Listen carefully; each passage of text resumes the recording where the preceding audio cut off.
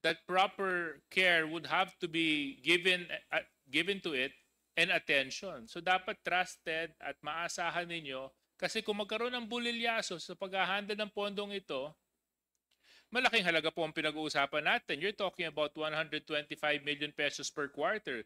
That's 500 million.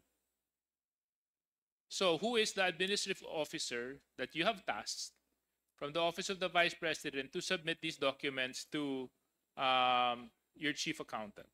Your Honor, again, I apologize, but I am really not privy to that information, Your Honor. Will you be kind enough to find out? I will try, Your Honor. I will check, Your Honor. Thank you very much. So, Ma'am Julieta Del Rey, matanong ko lang wag naman po sana kayo masasaktan. Kayo ay 34 years na sa Office of the Vice